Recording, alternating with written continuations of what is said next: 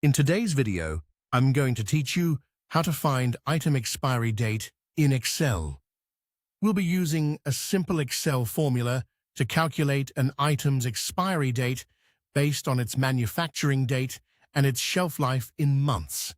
This is a very practical method if you're working with inventory, food products, supplies, or any data where expiration tracking matters.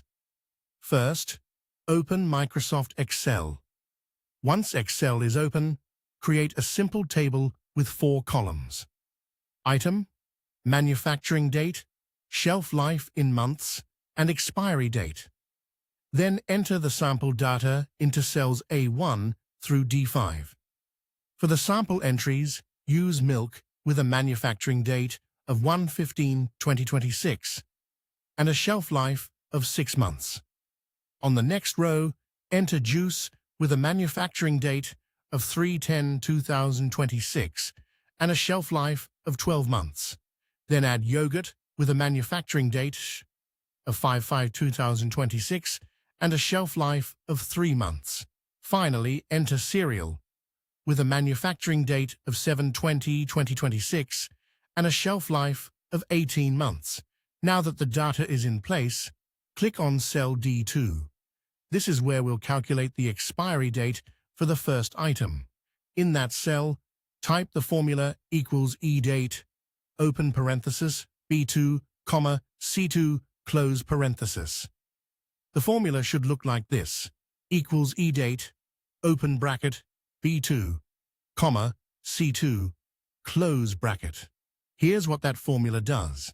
B2 contains the manufacturing date, and C2 contains the number of months for the shelf life.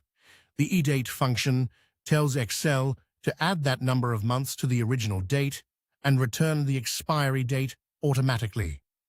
It's quick, accurate, and much better than calculating each date manually.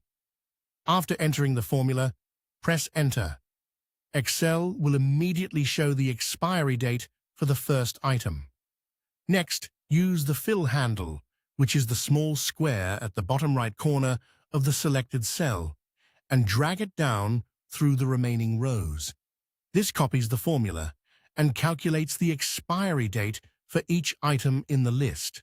Your results should show milk expiring on 7/15/2026, juice on 3/10/2027, yogurt on 8/5/2026, and cereal on 1/20/2028.